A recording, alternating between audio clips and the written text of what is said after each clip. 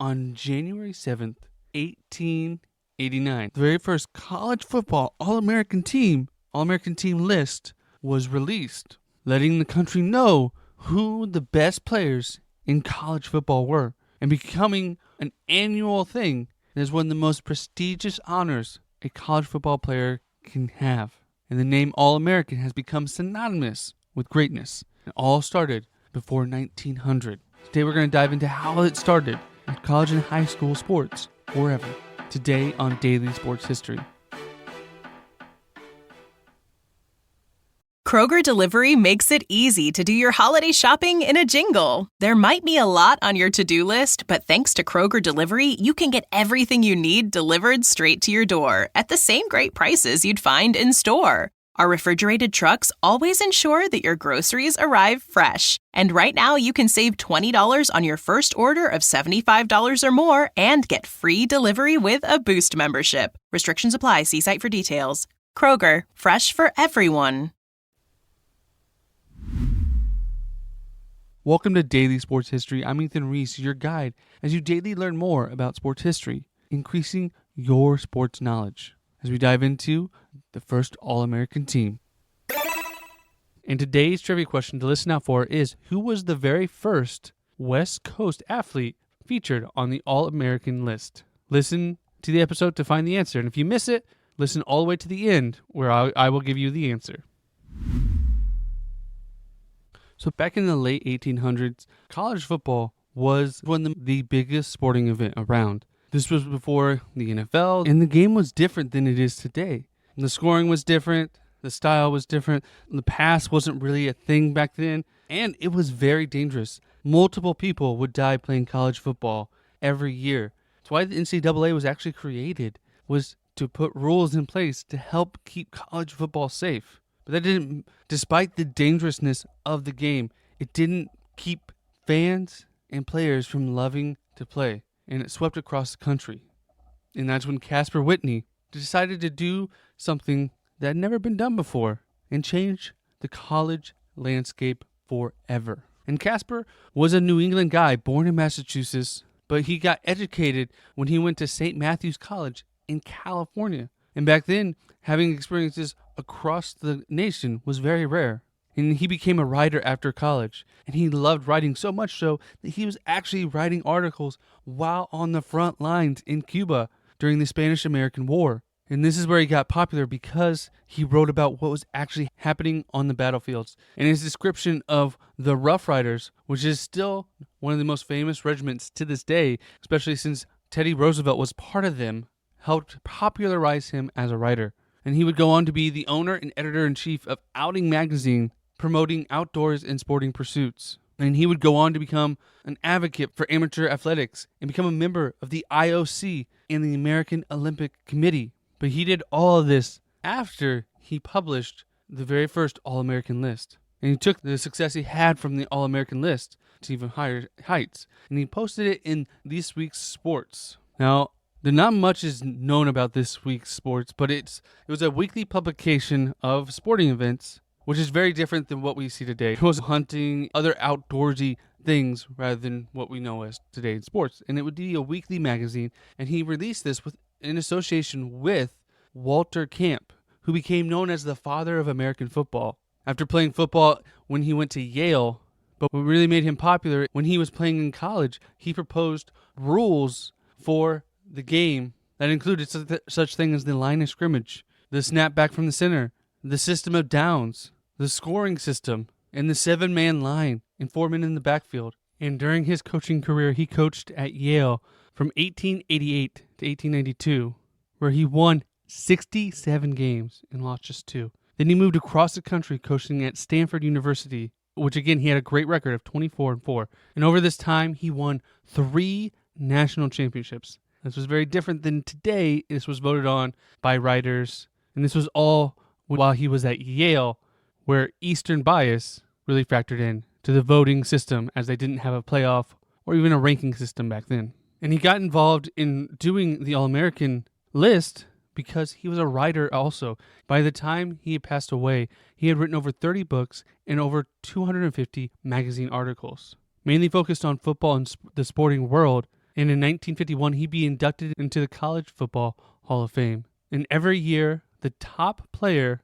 in Division I college football is given the Walter Camp Award, which is very similar, and most of the time that is given to the same player that wins the Heisman Trophy. This award started in 1967.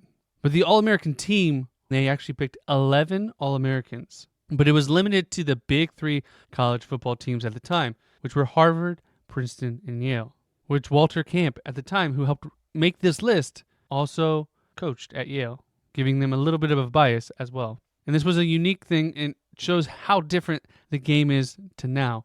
So it featured, at quarterback, it featured Edgar Allan Poe from Princeton, who is not the writer, but actually a relative of the writer and who he was named after. At halfback, it had Roscoe Channing from Princeton and later would serve with the Rough Riders and Teddy Roosevelt in the Spanish-American War. And James L. Lee from Harvard. Fullback was Knowlton Amos, who had the unofficial collegiate scoring record at the time, from Princeton, who later joined the College Football Hall of Fame. At tackles, there was Hector Cowan of Princeton, who also joined the College Football Hall of Fame, Charles O'Gill of Yale. At guard, they have Pugh Haflinger of Yale, who would go on to join the College Football Hall of Fame and become the first professional American football athlete.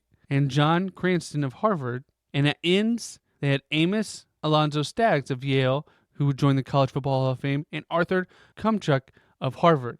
Those 11 men made up the very first All-American team, which focused on offense. Ends was more reference to tight ends, and there were really no receivers at the time. The game was very different. It was more of a wing T type of game. Is the most relatable to this time period, although it was still very different from then. The passing game was not a part of the game, and it was very different overall.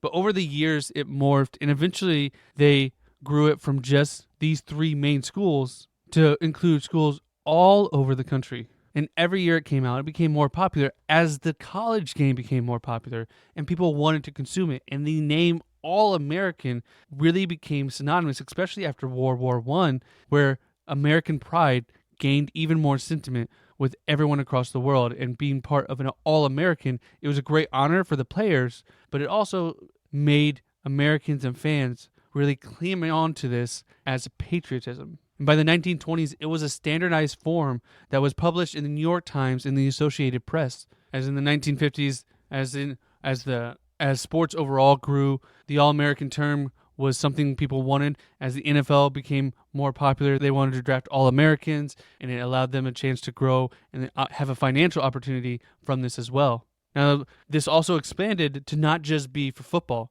It's been expanded to now include not only college, but high school as well. And in college, it includes archery, baseball, basketball, cross-country, fencing, football, golf, gymnastics, ice hockey, lacrosse, rowing, rugby, sailing, soccer, swimming and diving, tennis, track and field, volleyball, and wrestling. Now, the All-American designation actually has adjusted over the years because each publication, it's normally done by a newspaper or magazine, does their own All-American list. So a concrete list is hard to come by. But in general, the schools that have the most All-Americans are thought to be Notre Dame and USC, Southern California. And quarterbacks with the most All-American designations are Tommy Frazier, Johnny Unitas, and Terry Bradshaw. And running backs with the most are Tony Dorsett, Herschel Walker, and Barry Sanders. The first African-American to get an All-American designation was Fitz Pollard,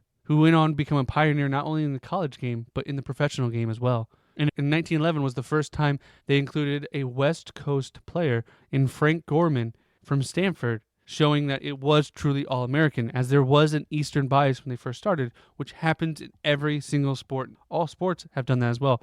Baseball, football, basketball, all the sports started East and made their way West. And so the same went with this list, the same went with the Heisman as well. It all started East and made its way West eventually. And this list has grown into something that is, it just shows that something that started over in the 1800s has grown and morphed and still is a sense of pride to this day. Getting named an All-American in any sport is an honor that every athlete loves to get. And athletes try to become All-Americans all the time. And it's not something that will often be forgotten.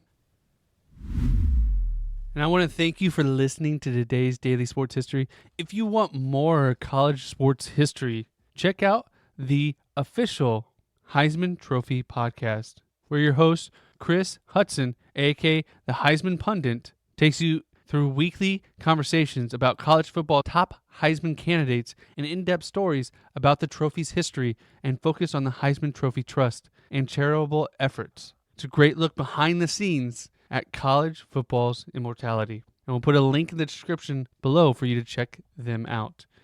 And if you liked this episode of Daily Sports History, please share it on all your social medias. I love to see that. It puts a smile on my face every time I see someone retweet or share an episode or picture repost. It makes me very happy and helps us grow so we can bring you more Daily Sports History. And we'll see you tomorrow for more.